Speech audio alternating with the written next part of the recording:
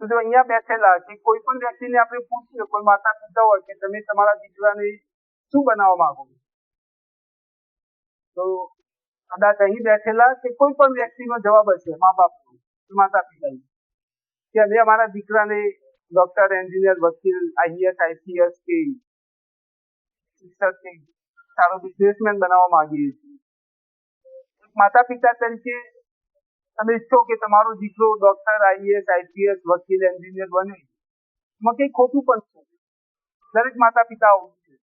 પણ જ્યારે વાત આવે ડોક્ટર, એન્જિનિયર, વકીલ કે કોઈ પણ બિઝનેસમેન, તો એક પ્રશ્ન એ ઉપસ્થિત થાય કે સમાજમાં ડોક્ટર તો ઘણા બધા છે, વકીલો પણ છે, એન્જિનિયરો પણ છે, શિક્ષકો પણ છે, અને બધા બિઝનેસમેન પણ છે. અને પ્રશ્ન એ ઉપસ્થિત થાય કે સારા ડોક્ટરો કેટલા, સારા એન્જિનિયરો કેટલા, સારા વકીલો કેટલા, પછી સારા શિક્ષકો કેટલા? તો કદાચ આંગળીના વેઢે ગણી શકાય એટલા જ હશે. તો ફક્ત માતા પિતા તરીકે આપણે આપણા દીકરા કે દીકરીને ડોક્ટર બનાવવો છે કે એન્જિનિયર બનાવવો છે ત્યાં સુધી સીમિત નથી, એટલું પૂરતું નથી. એને સારો ડોક્ટર બનાવવો છે, એને સારો એન્જિનિયર બનાવવો જોઈએ, સારો વકીલ બનાવવો જોઈએ, કે પછી સારો ખેડૂત કેમ ના બનાવવાની વાત. પણ પછી એ વાત આવે કે સારો ડોક્ટર એટલે શું, કે સારો એન્જિનિયર એટલે શું, કે સારો શિક્ષક એટલે શું?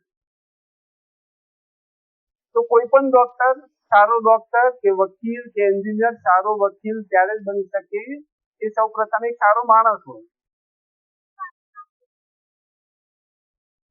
જો સારો માણસ હશે તો એ સારો ડોક્ટર બની જશે,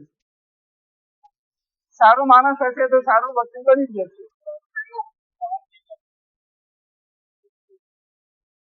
તો વાત આવે કે સારો માણસ બનાવે કોણ? તો સારો માણસ બનાવવાની જવાબદારી માતા પિતાની. કદાચ એને શૈક્ષણિક રીતે ડોક્ટર બનાવવાની, એન્જિનિયર બનાવવાની કે વકીલ કે આઈએએસ, આઈપીએસ બનાવવાની વાત સ્કૂલ, કોલેજ કે યુનિવર્સિટી હોઈ શકે, પણ એને સારો ડોક્ટર કે સારો વકીલ કે સારો એન્જિનિયર બનાવવાનું કામ તો માતા પિતાનું.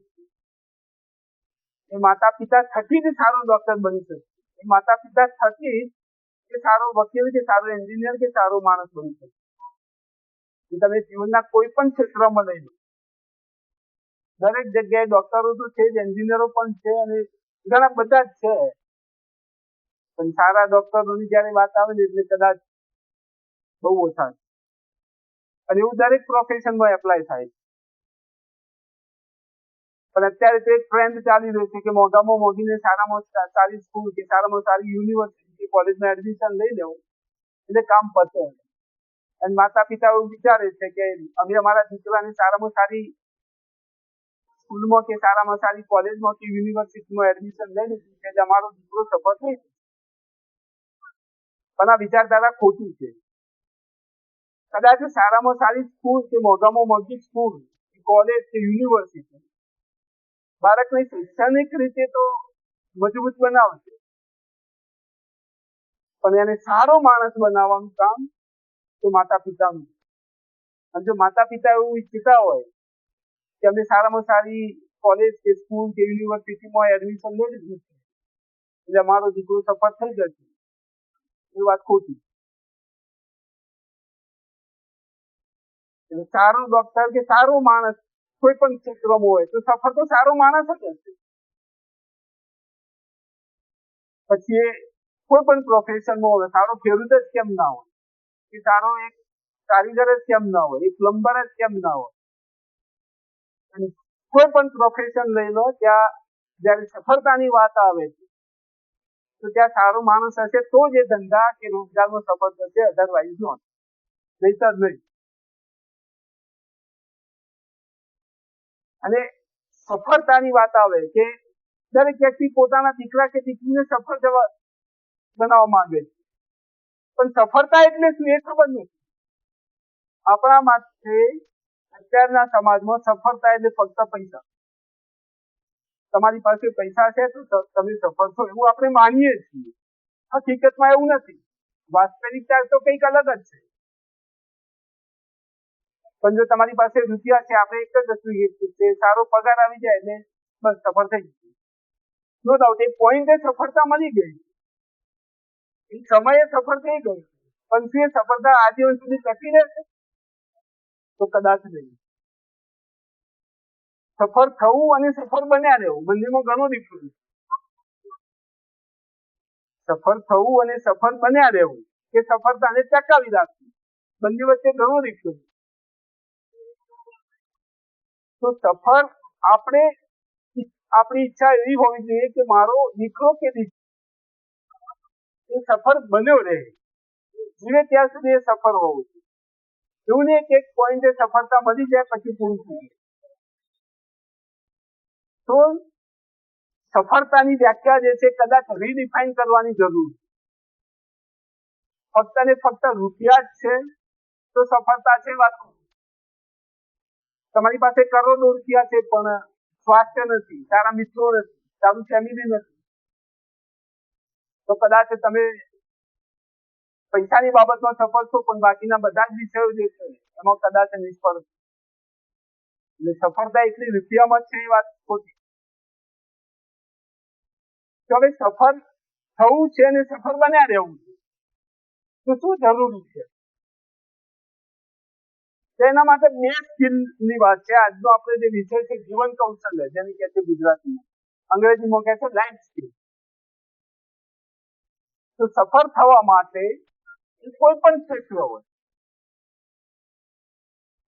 કોઈ પણ ક્ષેત્ર હોય, એ રમત ગમત હોય, એ શૈક્ષણિક ક્ષેત્ર હોય, ડોક્ટરી, મેડિકલ હોય કે એન્જિનિયરિંગ હોય કે કોઈ પણ ક્ષેત્ર હોય, સફળ થવા માટે અને સફળતાને ટકાવી રાખવા માટે બે સ્કિલ મહત્વની હોય છે, ઇમ્પોર્ટન્ટ હોય. એક છે હાર્ડ સ્કિલ અને બીજી છે સોફ્ટ. કોઈ પણ વ્યક્તિની સફળતામાં બે સ્કિલ ઇમ્પોર્ટન્ટ હોય છે, એક છે હાર્ડ સ્કિલ અને બીજી છે સોફ્ટ. હાર્ડ સ્કિલ એટલે તમારી પાસે ડિગ્રી છે, પર્સન્ટેજ છે, લાયકાત છે, આવડત છે, એને હાર્ડ સ્કિલ છે. તમે એન્જિનિયરિંગ નો અભ્યાસ કરો છો તો એન્જિનિયરિંગ આવડે છે, ટેકનિકલ આવડે છે, ટેકનિકલ, તો એ તમારી હાર્ડ સ્કિલ. જેવી રીતે બહેનોને રાંધતા આવડે છે તો એમની પાસે આ હાર્ડ. પણ બીજી વાત આવે છે સોફ્ટ. એવું કહેવાતું કે 1970 પહેલા ડિગ્રી આવી ગઈ, લાયકાત આવી ગઈ, અનુભવ આવી ગયો, આ બધું જેની પાસે હાર્ડ સ્કિલ હતી, ફક્ત હાર્ડ સ્કિલ, એ લોકો સફળ થતા. એમની પાસે ડિગ્રી, પર્સન્ટેજ, લાયકાત, અનુભવ, આવડત, તમે જે મૂકવું એ મૂકી શકો, જેની પાસે આ બધું જ હતું એ લોકો જીવનમાં સફળ થતા. આ 1970 ના દાયકાની વાત. એના પહેલા આવું વિચારતા ને આવું આપણી માન્યતા. પણ બન્યું એવું કે જે લોકો ટોપર્સ હતા, સારામાં સારી યુનિવર્સિટી કહીએ, એ યુનિવર્સિટીના ટોપર્સ હતા, સારા પર્સન્ટેજ હતા, સારી ડિગ્રી હતી, સારી લાયકાત હતી, આ બધું જ હોવા છતાં, એટલે હાર્ડ સ્કિલ જે કહીએ 100% હતી હાર્ડ, પણ છતાં પણ જીવનમાં નિષ્ફળ થયા. જેમની પાસે સારામાં સારી હાર્ડ સ્કિલ 100% હાર્ડ સ્કિલ હતી છતાં પણ એ લોકો જીવનમાં નિષ્ફળ ગયા. તો સર્વે થયા, સંશોધનો થયા કે આવું થવા પાછળ કારણ છે કે સારામાં સારી યુનિવર્સિટીમાંથી અભ્યાસ કર્યો, ઉચ્ચ લેવલનો અભ્યાસ કર્યો, સારી ડિગ્રી હોય, સારા પર્સન્ટેજ સાથે અને ખૂબ આવડત, છતાં પણ એ લોકો નિષ્ફળ કેમ ગયા? તો સંશોધન પરથી એવું તારણ નીકળ્યું કે જીવનમાં સફળ થવા માટે ફક્ત હાર્ડ સ્કિલ જ જરૂરી નથી. જીવનમાં સફળ થવા અને સફળતાને ટકાવી રાખવા ફક્ત હાર્ડ સ્કિલ જ જરૂરી નથી.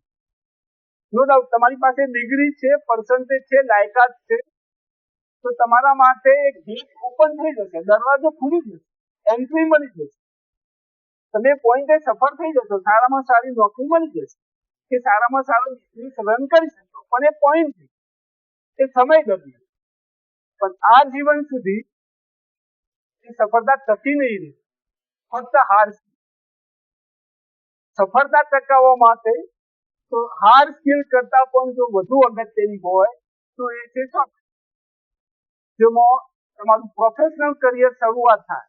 તમે જે ધંધો રોજગાર શરૂ કરો કર્યા પછી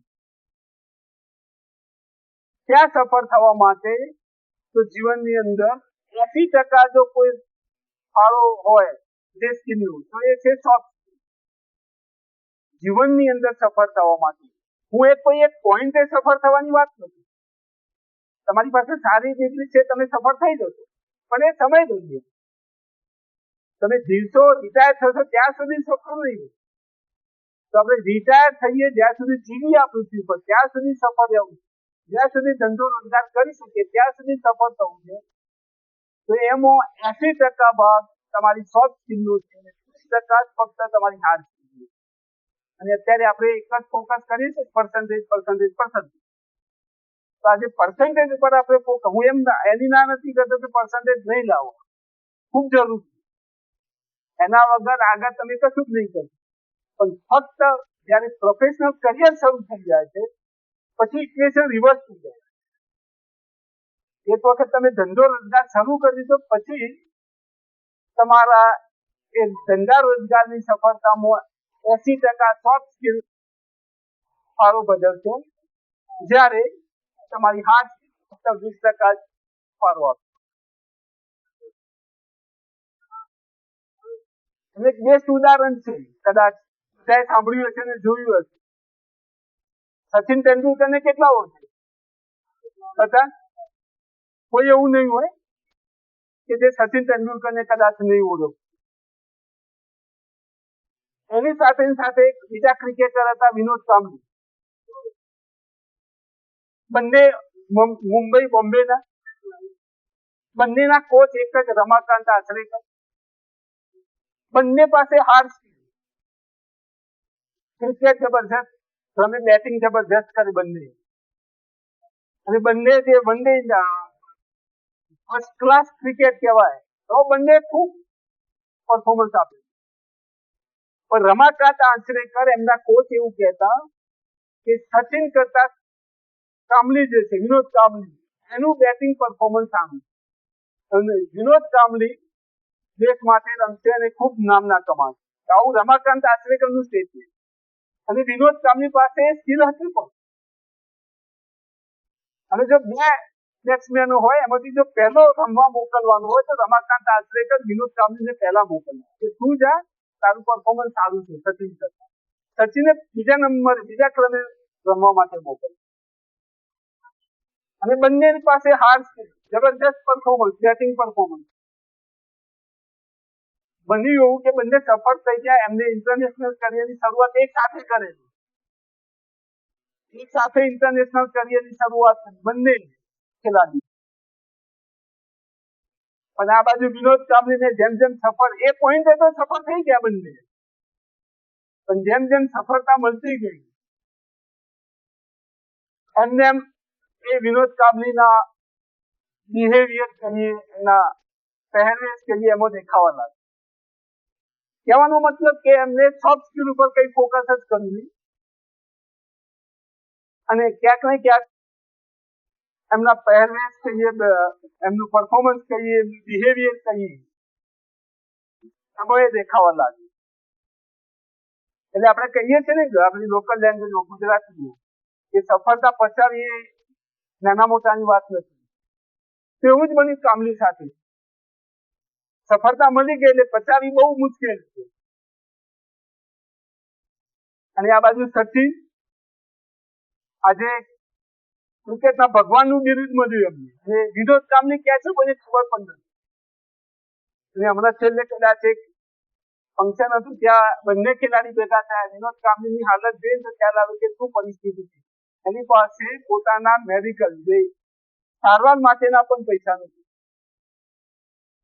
વિનોદ કાંબલી પાસે એના રોગના, બીમારીના સારવાર કરાવવાના પણ પૈસા નથી. એટલી કફોડી હાલત. અને સચિન આજે પણ ક્યાં છે આપણને ખબર. એટલે આ બેસ્ટ એક્ઝામ્પલ છે હાર્ડ સ્કિલ અને સોફ્ટ સ્કિલ. હાર્ડ સ્કિલ એટલી જરૂરી નથી, સોફ્ટ સ્કિલ પણ એટલી અગત્યની. જો ફક્ત ને ફક્ત હાર્ડ સ્કિલ ઉપર જ ફોકસ કરીશું અને સોફ્ટ સ્કિલને ભૂલી જઈશું તો કદાચ જીવનમાં એ લેવલે સફળતા નહીં મળે જે લેવલે આપણે ઈચ્છીએ છીએ, જે લેવલે સફળતા મેળવવાના આપણે સપના જોયા. એટલે કે જો સફળતાને ટકાવી રાખવી, સફળ બન્યા રહેવું, તો ફક્ત હાર્ડ સ્કિલ જ ઇમ્પોર્ટન્ટ નથી, સોફ્ટ સ્કિલ જ અગત્યની. બંને વસ્તુ જરૂરી છે. પણ જ્યારે જ્યારે અભ્યાસ કરતા હોઈએ ત્યારે હાર્ડ સ્કિલ ઉપર ફોકસ કરવું જોઈએ. અને જેમ આપણો અભ્યાસક્રમ પૂરો થાય, કોઈ પ્રોફેશનલ કરિયર શરૂ કરીએ તો એ વખતે આપણે સોફ્ટ સ્કિલ ઉપર પણ ફોકસ કરવું જરૂરી છે. સોફ્ટ સ્કિલ ની વાત આવે તો સોફ્ટ સ્કિલ કઈ સોફ્ટ સ્કિલ જરૂરી છે? પહેલી સોફ્ટ સ્કિલ ની જો હું વાત કરું તો કમ્યુનિકેશન સ્કિલ એટલે બોલવાની અને સાંભળવાની ક્ષમતા, આવડત. આપણને ખબર હશે, કદાચ તમે વાંચ્યું પણ હશે અને સાંભળ્યું હશે, કોઈ પણ વ્યક્તિને કંપની કે કોઈ પણ જગ્યાએ એને હાયર કરવામાં આવે છે તો એની હાર્ડ સ્કિલ ના, તમારી પાસે સારી ડિગ્રી છે, સારા પર્સન્ટેજ છે, તો તમને કંપની હાયર કરશે, નોકરી આપશે. પણ જયારે નોકરીમાંથી કાઢી મૂકવાની વાત આવશે, છૂટા કરવાની વાત આવશે, તો ક્યાંક ને ક્યાંક લોકો સોફ્ટ સ્કિલ નું થશે. કાં તો એનું બિહેવિયર સારું નથી, કાં તો એનું એટીટ્યુડ સારું નથી, એની વાત કરતા નથી આવડતી, એનું કેરેક્ટર સારું નથી. ક્યાંક ને ક્યાંક લોકો સોફ્ટ સ્કિલ ના કારણે જ આવે છે. કોઈ જગ્યાએ એવું તમે નહીં સાંભળ્યું કે આને કામ કરતા નથી આવડતું એને કાઢી દે, બને છે એવું? કોઈ જગ્યાએ એવું નહીં બને કે આને કામ નતું આવતું, જે ભણ્યો છે એ ભણતરનું કઈ પણ કામ આને નતું આવતું એટલે કાઢી મૂક્યું. કદાચ કોઈ જગ્યાએ એવું નહીં બનતું. કંપની તમને હાયર કરશે તમારી હાર્ડ સ્કિલ ના કારણે, પણ તમને છૂટા કરશે, ફાયર કરશે તો ફક્ત અને ફક્ત તમારી સોફ્ટ સ્કિલ ના કારણે. એટલે હાર્ડ સ્કિલ તમારા માટે કોઈ પણ પ્રોફેશનલ કરિયરનો દરવાજો ઓપન કરશે, પણ એ દરવાજો જો ખુલ્લો રાખવો છે તો ત્યાં સોફ્ટ સ્કિલ જ જરૂરી. આમાં પહેલી સોફ્ટ સ્કિલની જે મેં વાત કરી કે communication skill, how to talk with other, બીજા સાથે કેવી રીતે વાત કરવી, બીજાને કેવી રીતે સાંભળવા. અને અત્યારે તો એક જ ચાલે છે, કમ્યુનિકેશન સ્કિલ એટલે ફક્ત અંગ્રેજી. એક જ વસ્તુ, તમને અંગ્રેજી આવડે છે તો કમ્યુનિકેશન સ્કિલ સારી છે, પણ આ વાત ખોટી છે. અંગ્રેજી એક મીડિયમ છે, એક લેંગ્વેજ છે, અને લેંગ્વેજની રીતે જોવાની, તો એના પર ફોકસ નહીં કરું. કમ્યુનિકેશન એટલે તમારી વાત કરવાની અને સાંભળવાની ક્ષમતા. તમે બીજા લોકોને કેવી રીતે વાત કરો છો, તો કમ્યુનિકેશન સ્કિલ એટલે કે વાત કેવી રીતે છે, વાત કરવાની આવડત, સાંભળવાની આવડત. હવે તમે એમ કહેશો કે સાહેબ વાત કરવી અને સાંભળવી તો છે, પણ સપોઝ એક ઉદાહરણ આપી સમજાવીશ કે આપણે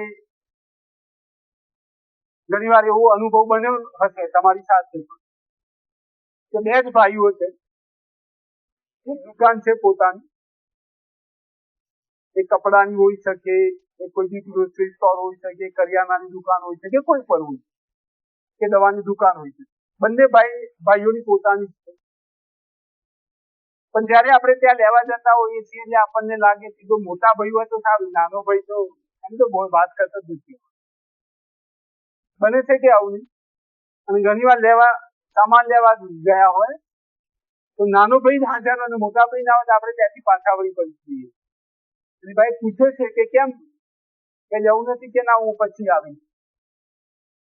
બને છે કે નહીં?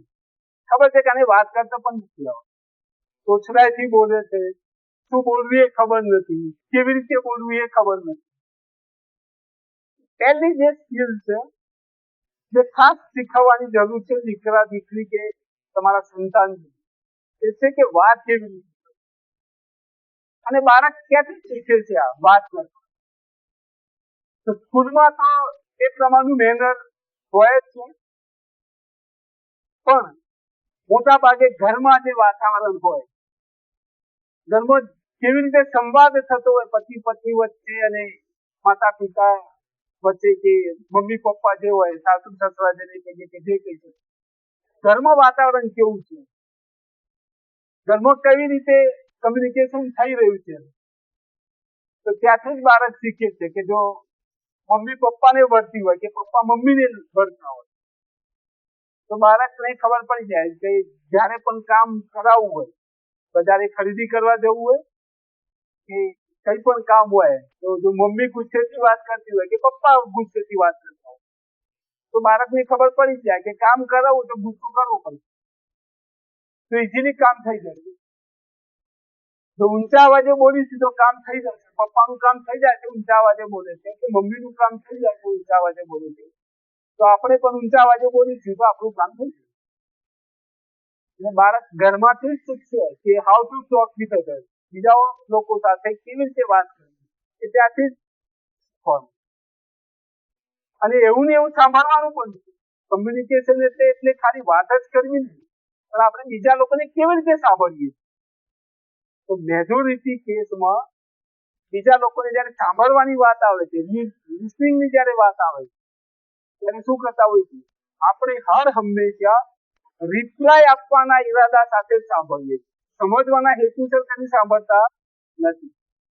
કે આ વ્યક્તિ શું બોલે છે, શું કહી રહ્યો છે, એ સમજવાના હેતુથી સાંભળતા નથી, પણ હર હંમેશા એને રિપ્લાય આપવાના કે રિસ્પોન્સ આપવાના કે રિએક્શન આપવાના ઈરાદાથી સાંભળીએ. અને ઘરમાં પણ આવું જ બનતું હોય, મમ્મી કે પપ્પા કે દાદા કે દાદી સમજવાના હેતુથી કોઈ નહીં સાંભળે, પણ રિએક્શન આપવું છે, એક્શન આપવું છે, પડકાર આપવો છે એ સાંભળે. એટલે બાળક સમજી જાય કે હર હંમેશા સાંભળવાની વાત આવે એટલે તો ઉતારી પાડવાની વાત હોય, એ ટાર્ગેટ લઈને જ બેઠો કે આ રીતે સાંભળ, આ જ રીતે સમજાય. બાળક જે બહાર નથી શીખતું બધું ઘરમાંથી શીખે.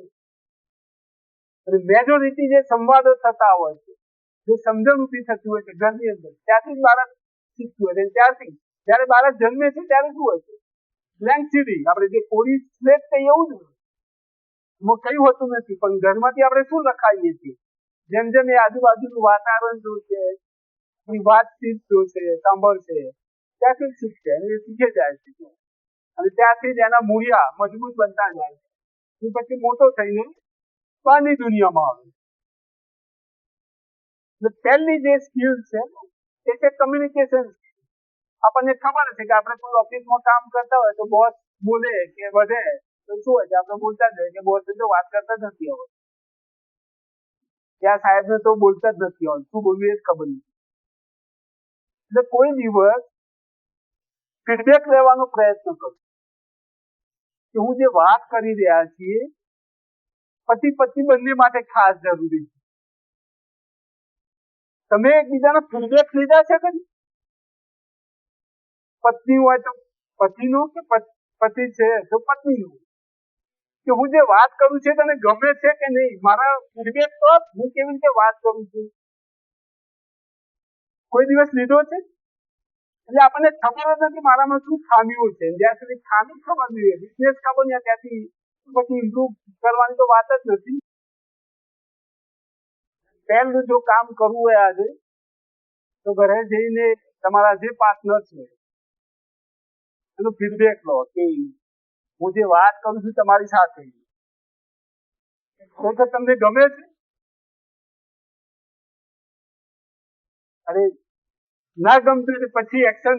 તમે બધા હોશિયાર હતો કે શું કરવું એ તો ખબર છે, પણ પહેલા ખબર જ નથી કે આ ફોલ્ટ ક્યાં છે. એક વખત ફોલ્ટ ખબર પડી જાય તો આપણે સુધારો કરી શકીએ, પણ ખબર જ નહીં કે ફોલ્ટ જ ક્યાં છે. હું એવું માનું છું કે તમારો ફોલ્ટ છે ને એ એવું માને છે કે આમનો ફોલ્ટ છે, અને ફોલ્ટમાં બધું આખી સિસ્ટમ ફોલ્ટી બની જાય છે. એટલે પહેલી વાત આવે છે કમ્યુનિકેશન. વાત કેવી રીતે કરવી એ સ્કિલ હોવી. બીજું સ્કિલ આવે છે ટાઈમ મેનેજમેન્ટ. પ્રોડક્ટિવિટી વધારવી છે. તમારી પાસે અદ્ભુત શક્તિ છે, તમારી પાસે સ્કિલ સારામાં સારી છે, સારા પર્સન્ટેજ છે, સારી ડિગ્રી છે, બધું જ છે, પણ કયા ટાઈમે કયું કામ કરવું એ જ ખબર નથી, કયા ટાઈમે કયું કામ કરવું એ જ ખબર નથી. તો કામ અગત્યનું છે કે અર્જન્ટ છે એ વસ્તુની ખબર હોવી જોઈએ. ટાઈમ મેનેજમેન્ટ પ્રોપર નહીં હોય, સમય નિયંત્રણ જેને કહે છે ગુજરાતીમાં, ટાઈમ મેનેજમેન્ટ પ્રોપરલી નથી કરી શકતા તો તમારી પાસે હાર્ડ સ્કિલ ગમે તેટલી હોય, તમારી સારામાં સારી હોય, સ્ટેનફોર્ડ હોય, ઓક્સફર્ડ હોય, કાર્નેગી મેલન હોય કે આઈઆઈટી હોય કે આઈઆઈએમ કોઈ પણ ઇન્સ્ટિટ્યૂટ હોય, તો તમારી પાસે ટાઈમ મેનેજમેન્ટ નથી, તમે ટાઈમને પ્રોપરલી મેનેજ નથી કરી શકતા, તો કદાચ તમારે જે સફળતા જોઈએ છે એ સફળતા તમને મળશે નહીં. બહુ બધા એવા લોકો છે જેમની પાસે ખૂબ હાર્ડ સ્કિલ હતી, સારામાં સારી ડિગ્રી હતી, અને ટાઈમ મેનેજમેન્ટ પ્રોપર નથી, શું કરવું એ ખબર નહીં. મસ્ત 12 વાગે તો 12 વાગે, 1 વાગે તો 1 વાગે ઊંઘવાનું, સવારે ઉઠ્યા તો 7 વાગે, 8 વાગે, 9 વાગે, જ્યારે ઈચ્છા થાય ત્યારે ઉઠ્યા, નહીં ફટાફટ ઓફિસે કે સ્કૂલે જ્યાં જવાનું છે ફટાફટ ત્યાં પહોંચ્યા, ત્યાં જઈને બધું ખબર જ નથી શું કરવું છે, દોડમ દોડ, ખબર જ નથી, કોઈ ટાઈમિંગ નું મેનેજમેન્ટ જ નથી, કોઈ ડિસિપ્લિન જ નથી, કે બીજા વર્ગમાં કહી દે કોઈ પ્રોપર ડિસિપ્લિન જ નથી. તમારી પાસે ગમે તેટલી સ્કિલ હશે પણ જો ટાઈમને તમે પ્રોપરલી મેનેજ નહીં કરી શકો તો કદાચ જેવી સફળતા જોઈએ તે મળશે નહીં. બીજી જો કોઈ સ્કિલ છે એ છે ટાઈમ મેનેજમેન્ટ. માની લો કે તમારી દુકાન છે કે તમારો જે ધંધો રોજગાર છે, ત્યાં તમારો જે કર્મચારી જે તમે કામ ઉપર રાખ્યું છે એ ટાઈમસર આવતો નથી તો તમને કેવું લાગે? 10 વાગે ઓફિસ ખોલવાનો કે તમારી દુકાન ખોલવાનો સમય છે પણ એ 10:15, 10:30, 11 વાગે લેટથી આવે છે. 6 વાગે બંધ કરવાનો સમય છે પણ 4:30, 5 જવું છે કરવાની વાતો કરે છે. તમને ગમશે? તો પછી તમે શું હોત? એનું અલ્ટરનેટ સોલ્યુશન કે બીજો એક વ્યક્તિ કામ ઉપર મળી જાય તો આને કાઢી મૂકે, બીજો જો કોઈ વ્યક્તિ સારો મળી જાય તો આને કાઢી મૂકે. બસ આવું જ છે પ્રોફેશનલ કરિયરમાં. જો તમારું મેનેજમેન્ટ પ્રોપર નથી તો તમારું એમ્પ્લોયર જે છે જેને તમને કામ ઉપર રાખ્યા એ પણ તમારા એક સબસ્ટિટ્યુટ જે કહીએ એની શોધખોળમાં જ છે. જો સારો માણસ મળશે તો તમને પણ તગેડી. ટાઈમ મેનેજમેન્ટ પ્રોપર હોવું ખૂબ જરૂરી છે. ટાઈમ મેનેજમેન્ટ નહીં હોય તો કદાચ ગમે તેટલી સ્કિલ હશે પણ એ ઝીરો.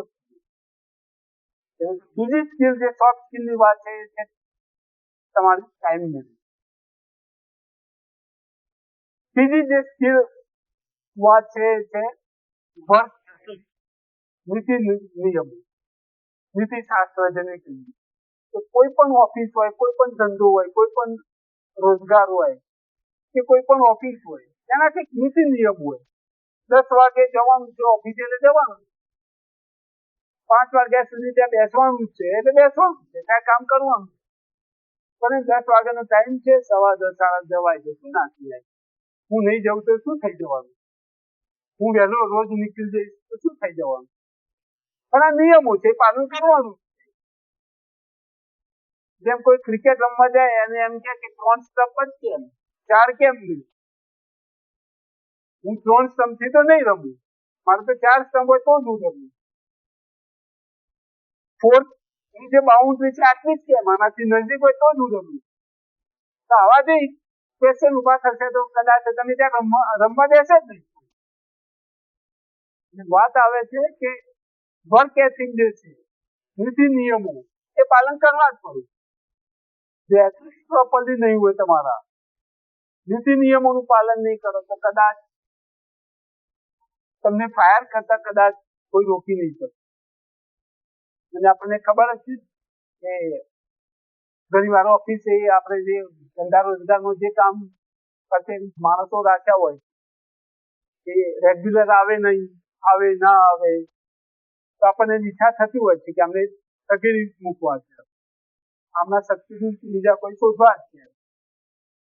તો જે થર્ડ સ્કિલ છે વર્ક એથિક. એથિક તમારા હોવા જોઈએ, નીતિ નિયમો. જો એનું પાલન નહીં કર્યું તો કદાચ તમે સફળતા, તમે જે ઈચ્છો છો એ સફળતા તમને ન પણ. પણ વાત હવે નેક્સ્ટ સ્કિલની જો વાત આવે કે કઈ સ્કિલ અગત્યની છે, તો એ છે કેરેક્ટર, તમારું ચારિત્ર. બધું જ હોવા છતાં ફક્ત ને ફક્ત કેરેક્ટરના કારણે ઘણા લોકો હીરોમાંથી ઝીરો બની ગયા. બહુ બધા પાસે બહુ સારું જીતીએ, ખૂબ સફળતા, છતાં પણ એ કેરેક્ટરના કારણે હીરોમાંથી ઝીરો બની ગયા. અને ઘણા બધા છે એમાં, ટાઈગર વુડ છે, વિનોદ કામલીનું મેં જે ઉદાહરણ આપ્યું, અને ઘણા બધા ઇતિહાસના પાને પાના ભરેલા છે. કંઈક ચારિત્ર જેને કહીએ, કેરેક્ટર સારું નહોતું એટલે એના કારણે એ લોકો ઝીરો છે. ઝીરોમાંથી ઝીરો રાતોરાત. અને એવું જ છે. એટલે જો ચારિત્ર તમારું વ્યવસ્થિત નહીં હોય તો તમે પણ ઝીરોમાંથી ઝીરો થઈ જશો. બાળક ચારિત્રનું ઘડતર ક્યાંથી થશે? તો એ પણ થશે તમારા ઘરમાંથી, તમારા ઘરના વાતાવરણથી, તમારા મતલબ બાળકના માતા પિતાના ચારિત્ર ઉપર. જો માતા કે પિતાનું કોઈ ચારિત્ર નહીં હોય તો એ જીન્સ બાળકમાં આવવાના જ. પણ હું મારું ચારિત્રહીન હોય પણ હું તો ઈચ્છું કે મારો દીકરો તો સારો જ બનશે. ક્યાંથી બનશે? જો કુવામાં જ નહીં હોય તો હવાડામાં ક્યાંથી આવવાનું? સિમ્પલ છે. જો હું જ ચારિત્રહીન છું તો મારો દીકરો કે દીકરી એ લેવલે આવશે જ, એમના જીન્સમાં જ છે. હાલ સમય નથી. વૃક્ષ વાવીએ તો નાનું જ હોય તો નાનું જ હોય, પછી સમય આવે એટલે મોટું. સમય આવશે ને વિસ્ફોટ થવાનો જ છે. ચારિત્ર તો ખૂબ અગત્યનું. જો ચારિત્ર નહીં હોય તો રાતોરાત આપણે સાંભળીએ છીએ કે રાતોરાત કરોડપતિ હતા, રોડપતિ થઈ ગયો. ચારિત્રની વાત જે છે અગત્યની જે છે, ચારિત્ર હોવું ખૂબ જરૂરી. સોફ્ટ સ્કિલની વાત એટલે કહેવાનો મતલબ હજી ઘણી બધી છે, પણ હું જો વિશેષ જોઈ તો બહુ ટાઈમ નથી મારી પાસે, અને બીજી પણ મારે વાત કરવી છે. એટલે કે જીવનની સફળતામાં ફક્ત ને ફક્ત હાર્ડ સ્કિલ જરૂરી નથી, સોફ્ટ સ્કિલ પણ જરૂરી. મેં જેમ અગાઉ કહ્યું, પણ તમને હાયર કરવામાં આવશે, નોકરી પર રાખવામાં આવશે તો તમારી હાર્ડ સ્કિલના કારણે, પણ કાઢી મૂકવામાં આવશે, તમને ફાયર કરવામાં આવશે તો ફક્ત ને ફક્ત તમારી સોફ્ટ સ્કિલના. જો સોફ્ટ સ્કિલ સારી નહીં હોય તો જ તમને નોકરીમાંથી કાઢવા માટે જો કોઈ પરિબળ જવાબદાર છે તો એ છે સોફ્ટ સ્કિલ, જે મેં બતાવી. બીજી ઘણી બધી પણ. તો હવે વાત સોફ્ટ સ્કિલની પણ કરી, હાર્ડ સ્કિલની પણ કરી, પણ હવે જ્યારે પ્રોફેશનલ કરિયરની વાત આવે તો કરિયર શરૂ કેવી રીતે છે? અત્યારે તો શું થાય છે કે એન્જિનિયર બન્યો પણ તલાટીની જાહેરાત આવે તો તલાટીનું ફોર્મ ભરી દેવાનું. MBBS ઠીક છે, પણ BA-MS કર્યું કે હોમિયોપેથી કર્યું હોય પણ કદાચ ક્લાર્કની જાહેરાત આવે કે ક્લાસ 2 ની કોઈ જાહેરાત ભરી દેવાનું. અને તમે એન્જિનિયર બન્યા છો તો હું તલાટીના કામનું નાનું કામ છે એની વાત નથી કરતો. એનો પણ રિસ્પેક્ટ છે, એની પણ એક જરૂર છે સમાજ. પણ ક્યાં એન્જિનિયરની પોસ્ટ અને ક્યાં એક નાનકડો ક્લાસ લેવલનું કામ જો તમે કરશો તો ક્યાં કેટલા અંશે સાચું છે? કોઈ ગાઈડલાઈન જ છે નહીં, કોઈ ખબર જ નથી કે શું કરું છું શું નથી કરું. એટલે પ્રોફેશનલ કરિયરની વાત આવે તો 4 વસ્તુ, એમાં પણ ખાસ 3 વસ્તુ અગત્યની. પહેલી વસ્તુ આવે છે કે તમને શું આવડે છે, વોટ યુ ગુડ એટ. જેને કહે કે તમારી પાસે શું સ્કિલ છે, જેને સ્કિલ કહે કે શું આવડે છે. એન્જિનિયરિંગ છે, ઘણી બધી સ્કિલ છે. મને ડાન્સિંગ આવડે છે, તમને લખતા આવડતું હોય, તમને પ્રેઝન્ટેશન સારું આવડતું હોય, તમે ટીચિંગ સારું કરી શકતા હોય, તો ઘણી બધી હાર્ડ સ્કિલ છે, મતલબ સ્કિલ છે કે જે તમને આવડતી હોય. તો પહેલો પ્રશ્ન આવે કે તમને શું આવડે છે, સ્કિલ શું છે તમારી પાસે. બીજો પ્રશ્ન આવે છે કે what you love to do, what you love to, તમને શું કરવું ગમે. નો ડાઉટ ડાન્સિંગ આવડતું છે, રાઇટિંગ પણ આવડે છે, લિસનિંગ પણ આવડે છે, પ્રેઝન્ટેશન સ્કિલ પણ સારી છે, લીડરશિપ સ્કિલ પણ સારી છે. જરૂરી નથી કે બધું કરવું તમને ગમતું. આવડવું અને ગમવું બંને વસ્તુમાં ફરક. ઘણી બધી વસ્તુઓ તમને આવડતી હશે પણ જરૂરી નથી કે કરવી તમને ગમતી હશે. તો તમને કરવું શું ગમે છે, શું કરવું ગમે છે. તો બીજો પ્રશ્ન આવે કે શું કરવું ગમે છે. એમાંથી લિસ્ટ આઉટ કરો કે શું કરવું ગમે છે. મારા દીકરા કે દીકરીને બધું આવડે તો છે પણ એમાંથી એને કરવું શું ગમે છે. જેનું હોબી કહીએ, પેશન કહી શકીએ, શોખ કહી શકીએ, એને શું કરવું ગમે છે. અને ત્રીજી વાત આવે છે એમાંથી કેટલા પૈસા કમાઈ શકે. What you can earn from it, અને કેટલા પૈસા કમાઈ શકે. જો તમને આવડે છે, તમને ગમે પણ છે, તમને એમાંથી તમે કોઈ કમાઈ નથી કરી શકતા તો કોઈ કામનું ખરું. ઘણી બધી પ્રવૃત્તિઓ એવી છે કે જે આપણને આવડતી હોય, કરવી પણ ગમતી હોય પણ એમાંથી કમાઈ નથી શકતા તો એ કોઈ કામનું નથી. તો ત્રીજો પ્રશ્ન આવે છે કે તમે શું કમાઈ શકો. જે તમને આવડે છે, જે કરવું ગમે છે, એમાંથી કંઈક કમાવી શકશો. એનાથી તમે ફાઇનાન્શિયલ સ્ટેબિલિટી લાવી શકશો. જો નથી લાવી શકતા તો કદાચ એ તમારા કામનું છે. જ્યારે પ્રોફેશનલ કરિયર શરૂઆત કરવાની વાત આવે ત્રણ પ્રશ્નો અગત્યના છે કે શું આવડે છે, શું કરવું ગમે છે અને કેટલા પૈસા કમાવી. તો ત્રણેય પ્રશ્નોમાંથી કોઈ એક સ્કિલ તમારી પાસે આવી જાય તો એ સ્કિલ ઉપર તમે તમારો ધંધો રોજગાર કે પ્રોફેશનલ કરિયર શરૂ કરશો તો એ તમારા માટે બેસ્ટ ઓપ્શન. આપણને ખબર છે કોઈ હોય તો માફ કરજો કે કારીગર જે હોય છે, સુથારી કામ હોય કે પ્લમ્બિંગનું કામ હોય કે ટીવી રિપેરિંગનું કામ હોય, કરિયા હોય કે કોઈ પણ હોય, સ્કિલ જબરજસ્ત હોય છે. બહુ બધું સારામાં સારી સ્કિલ હોય છે. સુથારી કામ જબરજસ્ત કરે છે, પ્લમ્બિંગનું કામ જબરજસ્ત ફિટિંગ છે, જબરજસ્ત કામ કરે છે. ટીવી રિપેરિંગની વાત આવે કે ટેપ રેકોર્ડર કે જે પણ ઇલેક્ટ્રોનિક આઇટમ છે બહુ સારી રીતે માસ્ટર ક્લાસ કરશે. પણ એમને આપણને ખબર જ છે કે બધા કામ કરાવી દેશે, ટાઈમસર કામ થાય છે. જો એક સ્કિલ છે પણ 9 વાગ્યાનું કામ હોય તો 10 વાગે આવે, બપોરે સુઈ જાય, આવે નહીં, સાંજે જતો રહે. આજે કામ પતાવવાનું કર્યું છે, કાલે પતાવે, ના પણ પતાવે, 2 દિવસે પતાવે. આપણું કામ છે ને બાજુવાળા બીજા કામ સાથે લઈ પણ દે, ચાલુ કરી દે. કહેવાનો મતલબ એક જે પણ લોકો છે એ લોકોની આવડત તો છે, સ્કિલ છે પણ એમને કાર્ય કરવું ગમતું નથી. એમની પાસે સ્કિલ તો છે, સુથારી કામની જબરદસ્ત સ્કિલ છે, આવડત છે સારામાં સારી.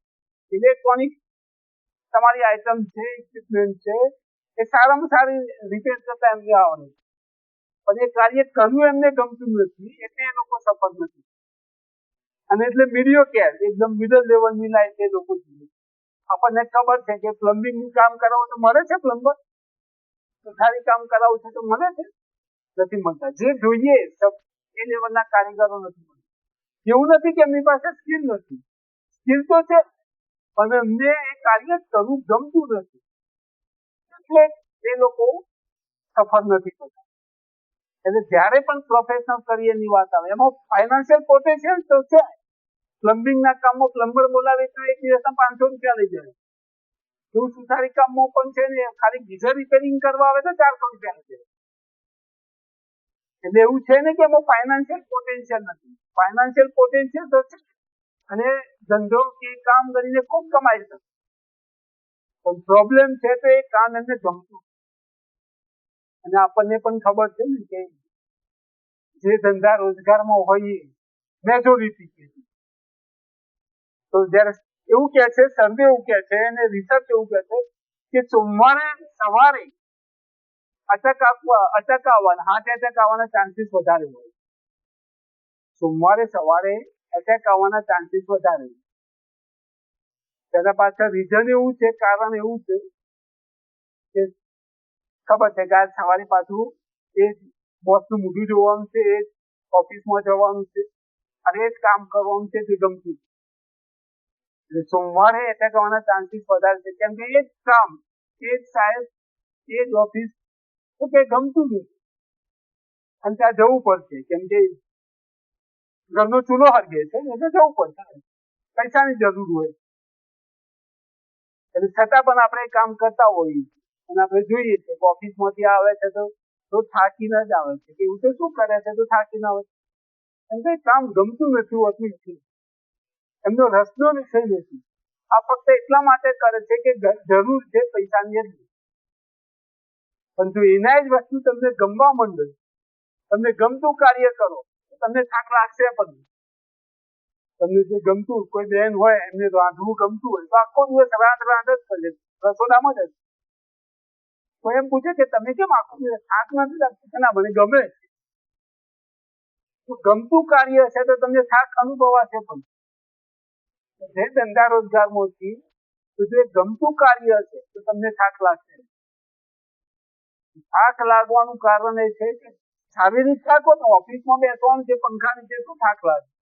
હા, જેનો કોઈ ખેતી કરી છે એમને ખબર છે કેટલો પરિશ્રમ કરવું, કે ઓફિસમાં આપણા દાદા દાદી હોય તો આપણને કે તમે તો ખેતરમાં કેટલું મહેનત કરો, પણ હું તો કઈ થાક લાગતો નથી, તમારે ખાલી પંખા નીચે ઓફિસમાં બેસવું છે તો થાક લાગી જાય. પણ એ જે થાક છે એ સાયકોલોજી છે, માઇન્ડ નું જે કઈ છે સાયકોલોજીકલ થાક. થાક લાગે છે એનું કારણ છે સાયકોલોજીકલ, કે કાર્ય કરવું ગમતું નથી એટલે થાક. તો કાર્ય જયારે પ્રોફેશનલ કરિયરની વાત આવે કે કેવી રીતે સ્ટાર્ટ કરવું, તો એ માટે તમારે મેં જે 3 મુદ્દા કહ્યા કે તમારી પાસે આવડત શું છે, સ્કિલ શું છે, તમને શું કરવું ગમે છે અને એમાંથી તમે કેટલા પૈસા કમાવો. જો આ ત્રણેયમાંથી તમારી પાસે એક સ્કિલ આવી જાય અને જો એના ઉપર તમે તમારું પ્રોફેશનલ કરિયર શરૂ કરશો કે તમારા દીકરા કે દીકરીનું શરૂ કરાવશો તો એના માટે આજીવન દેશે. આપણે 3 ઇડિયટ બધા જોયું જશે ને એમાં એક ડાયલોગ આવે कि पापा क्या होगा, गाड़ी छोटी होगी, घर छोटा होगा, पर मैं खुश रह पाऊंगा. જયારે ફરહાન એવું કહે છે કે મારે આ નોકરી નથી કરવી, એન્જિનિયરિંગ નથી કરવી, મને નથી ગમતું એન્જિનિયરિંગ, નથી સમજાતું એન્જિનિયરિંગ, મને ફોટોગ્રાફી ગમે છે, પણ એના પપ્પા અબ્બુ જે કહીએ એનું કે ના તારે એન્જિનિયર જ બનવાનું, બનવા તો જાય છે પણ ભ્રાંતિઓના કારણે પાછો આવે છે કે નથી કરવું, મને નથી સમજાતું એન્જિનિયર. અને પછી કહે છે કે શું થશે, ગાડી નાની હશે, ઘર નાનું હશે, પણ હું ખુશ રહીશ. ખુશ રહેવાની વાત આવે તો જે ગમતું હશે એ કરશો તો તમે ખુશ રહેશો, આનંદિત રહેશો. બાકી બધું જ હોવા છતાં પણ આનંદ નથી હોતો, ખબર? બધું જ હોવા છતાં આનંદ નથી હોતો. પણ આપણા માટે અત્યારે તો આનંદની વ્યાખ્યા એક જ છે કે ફક્ત ને ફક્ત પૈસા. પણ એવા ઘણા બધા ઉદાહરણો છે, કદાચ રેમન કંપનીના માલિક વિજય સિંઘાનિયા સાહેબ, એમનું નામ કદાચ સાંભળ્યું છે. રેમન કંપનીના માલિક, 12,000 કરોડનું ટર્નઓવર, 12,000 કરોડની કંપનીના માલિક. 12,000 કરોડ એટલે તો આપણે વાત કરીએ પણ આપણી આખી જિંદગી પૂરી થઈ જાય પણ એટલા ભેગા ના. 12,000 કરોડની કંપનીના માલિક સિંઘાનિયા સાહેબ જયારે 55 વર્ષની ઉંમરે 2015 ની અંદર પોતાની રેમન કંપની એના દીકરાના નામે કરી વિજય સિંઘાનિયા. અને પછી મતભેદો શરૂ થયા, મનભેદો શરૂ થયા અને છેવટે એવું બન્યું કે વિજય સિંઘાનિયા એમના એકના એક દીકરાએ પોતાના પિતાને ઘરમાંથી કાઢી દીધું. 12,000 કરોડની એમ્પાયર જેને ઝીરોમાંથી બનાવેલું અને 62 વર્ષની ઉંમરે કે 60 વર્ષની ઉંમરે એકના એક દીકરાએ એમને એમના ઘરમાંથી કાઢી દીધું અને હાલ એ વ્યક્તિ ભાડાના મકાનમાં પછી રહેવા લાગ્યા. વિચાર કરો કે એટલું બધું પ્રોપર્ટી બનાવી પણ શું. અત્યારે એમનો ઇન્ટરવ્યુ થયો એટલે એમને એક જ જવાબ આપ્યો કે કદાચ મેં કંપની તો બનાવી નાખી, પ્રોપર્ટી ક્રિએટ કરી નાખી, વેલ્થ ક્રિએટ કરી નાખી, પણ મેં મારા દીકરા ઉપર ધ્યાન આપ્યું નહીં. જો મેં મારા દીકરા ઉપર ધ્યાન આપ્યું હોત તો કદાચ મારે આ ભાડે રહેવાનું કે આ દિવસો જોવાનો વારો ના આવે. અને આવું મગનલાલ એન્ડ સન્સ, મગનલાલનું કાપડ આપણે જે જોઈએ એ પણ 10,000 કરોડની એમ્પાયર, 10,000 કરોડનું એમ્પાયર. 10,000 રૂપિયાની વાત નથી, 10,000 કરોડ. પણ એમાં પણ આવો જ કેસ છે. એટલા બધા ભાઈઓ એકબીજા ઉપર કેસ કર્યા છે કે એનો કદાચ નિર્ણયો પણ આવી શકે એવું છે.